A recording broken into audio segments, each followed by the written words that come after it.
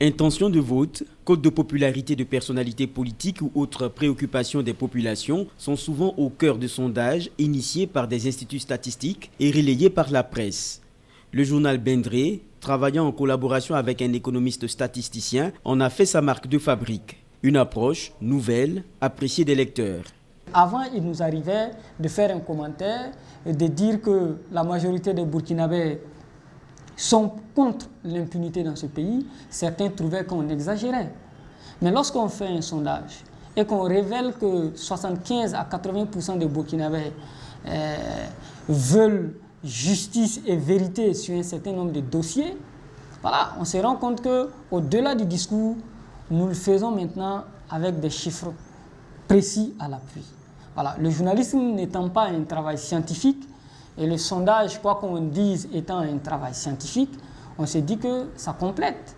De ce point de vue, je pense que les gens ont beaucoup plus tendance aujourd'hui à nous faire confiance. Et deuxième élément, c'est que, ne serait-ce que par la vente des journaux, parce que quand on doit sortir un sondage la semaine prochaine, nous dirons dans notre édition, par exemple, d'aujourd'hui, que la semaine prochaine, nous allons publier un sondage. Et le nombre de tirages augmente. Si habituellement nous tirons 10 000 exemplaires, le jour que nous devons publier un sondage, nous allons multiplier par 2 ou par 3. Voilà le nombre de tirages. Donc au début, effectivement, l'idée de sondage était mal perçue. Alors, d'aucuns trouvaient que c'était commandité, c'était visé. Alors, nous avons donc mené le débat, parce que dans tous les cas, nous, on avait la conscience tranquille. Les gens n'y croyaient pas, mais par la suite, l'histoire nous a donné raison. D'abord, première, en termes de notoriété, à l'époque, un certain nombre de personnalités que les Burkinabés ne souhaitaient même pas voir jouer un rôle important dans les années et mois à venir. Et avec l'insurrection, on a vu ce qui s'est passé avec les domiciles saccagés.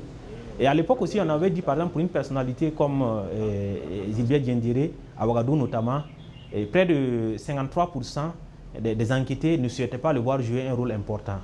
Et donc, vous voyez, ce résultat-là a été confirmé avec le putsch du 16 et 17 septembre. Sur plusieurs questions liées aux attentes des Burkinabés, des sondages ont d'ailleurs été menés par différentes structures, parmi elles Apidon qui définit son procédé comme particulier. Apidon s'est inscrit dans une démarche tout autre. Voilà. Et cette démarche-là était de pouvoir, avec ses propres moyens, réaliser un sondage et publier les résultats. Il faut dire que le rapport et synthèse, nous l'envoyons à nos partenaires, nous l'envoyons aux journalistes. Pour la première phase, nous avons fait une conférence de presse où ce sondage, vraiment, il a été décortiqué. Maintenant, le rapport détaillé, il est disponible pour les acteurs politiques qui ont besoin de ce rapport. Et bien sûr, ils se rendent au cabinet et en fonction des informations dont ils ont besoin, voilà, une offre leur sera faite parce que c'est une structure privée. Mais il faut dire que nous n'avons pas compté sur le retour de ces acteurs politiques-là pour mener le sondage. Le sondage a été fait. Si les acteurs sont intéressés et qu'ils viennent vers le sondage, bien sûr, cela ne leur sera pas remis gratuitement parce que c'est un rapport détaillé. Mais s'ils ne viennent pas, cela ne nous empêchera pas de faire d'autres sondages parce qu'un institut de sondage, au-delà de ces sondages-là, nous avons également des sondages non politiques qui font vivre quand même l'Institut. Accès gratuit ou pas au sondage, la question des moyens s'impose et peut être un facteur important. Un journal comme Bendré qui se débrouille, qui n'a pratiquement pas d'annonce, qui survit sur la base de ses ventes. Et donc, de ce point de vue, ce n'est pas toujours évident, alors que c'est des travaux qui nécessitent quand même pas mal de moyens. C'est en cela que je dis que, souvent, on n'a pas les reins suffisamment solides pour faire le travail. C'est vrai que, comme le dit un aîné, à chaque enquête son budget, à chaque budget son enquête. Alors, donc, c'est pour dire que, évidemment, si on n'a pas assez de moyens et qu'on veut de la qualité, alors on ne peut pas aussi s'aventurer à prendre une taille d'échantillon assez grande. Mais je précise que, véritablement, pour le travail que nous menons, dès le début, c'était un acte citoyen. Et là, j'ai mis vraiment tout mon capital social là, en branle pour pouvoir mener le travail.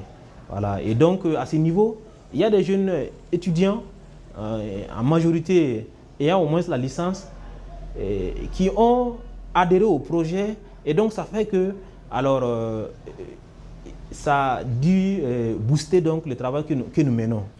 Les sondages reposent sur des enquêtes menées sur le terrain. Au niveau de Bendré, ce sont des enquêteurs qui sillonnent les villes et villages à la rencontre de ménages selon une technique d'échantillonnage. Il y a une méthode qui a été appliquée.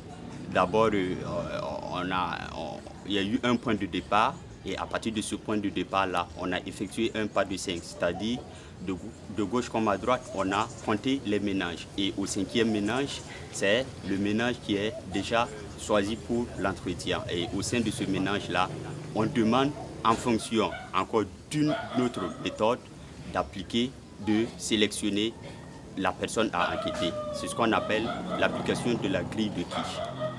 Voilà, et parce que déjà, quand je suis arrivé, j'ai essayé de relever tous ceux qui ont au moins 18 ans dans la famille. Et en fonction de ça, par intersection, par application de la méthode en question, on a retenu le monsieur en question que vous avez. Il peut arriver même des fois qu'il y a ce qu'on appelle la sélection infructueuse. Par application de la méthode, s'il n'y a pas quelqu'un avec qui nous entretenir, on procède à la substitution. Et la substitution, on prend le ménage immédiatement voisin. Mais les anecdotes, ça ne manque pas. Souvent, vous pouvez arriver à certains lieux où réellement ils ne sont pas très réceptifs. Et là, ce n'est pas du tout facile. Et souvent, vous voyez que la situation nationale est un peu fragile. Chacun quand même est sur entre griffes ses nerfs. Il suffit qu'on sente que tu n'es pas du même bord politique qu'eux ou quelque chose comme ça. Et déjà, on t'y traite vraiment d'un espion et voilà, ça ne manque pas. Voilà, par exemple, si vous me le permettez, les dernières expériences, voilà, j'ai rencontré vraiment ce cas où je suis arrivé dans une famille comme ça. On a dit que bon, c'est au moment où la question du référendum était réellement d'actualité. On m'a dit, hey, qui t'a envoyé ici? J'espère que ce n'est pas les gars. Alors, ils m'ont intimidé, ils m'ont menacé de tout. Voilà, mais bon, je comprends, c'est normal. Et ils ont confisqué même ma fiche. Ils ont confisqué ma fiche d'enquête et j'étais obligé de faire avec et je suis parti. Au niveau d'Apidon, l'on a choisi d'autres options. Quelle a été notre méthode? Dans un premier temps, nous avons recruté un certain nombre d'agents enquêteurs qui ont été bien formés et qui devaient collecter, j'allais dire, des contacts, voilà, selon un certain nombre de critères, voilà, suivant bien sûr la méthodologie. Donc, nous avons constitué une base de données de plus de 10 000 individus, voilà, de différents profils dans tous les 45 provinces du Burkina. Voilà, ils sont revenus avec ces informations. Ces informations étaient essentiellement, en tout cas, d'ordre à identifier l'individu. Voilà, mais pas à prendre d'abord ses perceptions, à l'identifier, à prendre son numéro, que ce soit au milieu urbain comme rural.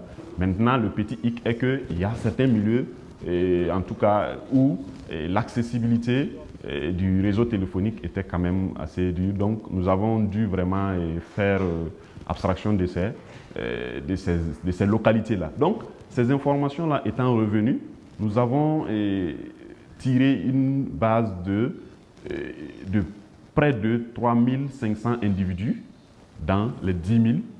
Voilà, également selon des critères, selon des profils. Et nous avons procédé maintenant à une interview téléphonique. Voilà. Cela nous permet d'être rapide. Et ça nous permet d'avoir les informations ou du moins les opinions en un laps de temps maximum et 8-10 jours maximum. On a les informations sur les 3000 et quelques individus. Et qu'est-ce qu'on fait?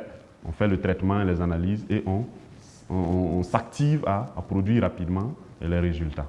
L'enquête menée, les résultats collectés et traités, reste l'usage qui en est fait par le politique ou même le citoyen lambda.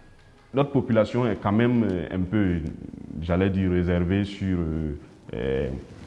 la réception de tous ces chiffres-là, surtout sur les chiffres dont les journalistes, en tout cas, font vraiment, j'allais dire, tout un écho. Bon, ils se cantonnent souvent sur un certain nombre de chiffres, les scores, le classement des candidats. Bon, cela crée beaucoup plus d'engouement. Pourtant, je me dis que le sondage a beaucoup mieux à offrir. Voilà, que peut-être la population ne sait pas. Parce que ces sondages, pour ceux qui ont reçu, ou du moins pour ceux qui ont été sondés, ils savent que des questions, j'allais dire d'ordre, général, sont là. On leur demande leurs préoccupations, voilà, jusque dans le moindre détail. Et ces analyses-là sont faites en fonction des provinces, des milieux ruraux, des milieux urbains, pour voir vraiment les préoccupations, toute une cartographie des préoccupations de la population. Je pense que les acteurs gagneraient à beaucoup plus s'intéresser à ces aspects-là plutôt que vraiment à cette propagande qui se fait autour du classement des candidats et tout. Mais bon, comme on le dit souvent, c'est de bonne guerre. Bon, c'est une information, on n'a pas à la cacher. Elle est diffusée. Bon, maintenant, à chacun de savoir comment est-ce qu'il faut prendre cette information. Voilà, il y a quelques-uns, par exemple, qui s'intéressent aux travaux que nous faisons, qui est effectivement, à chaque fois que nous publions les résultats, essayer de voir leur positionnement et qui nous appellent pour nous encourager. Ces gens-là, au moins, croient à ce que nous faisons. Et sinon, au-delà de ça, nous n'avons pas vraiment de relation particulière avec les hommes politiques. À quelques jours du vote, les intentions ne sont plus la préoccupation puisque bientôt les urnes diront leur vérité. Les sondages ont cependant révélé dernièrement chez les populations l'importance accordée à la justice ou aux questions liées à l'impunité. Les Burkinabés choisiront les meilleures offres politiques en la matière.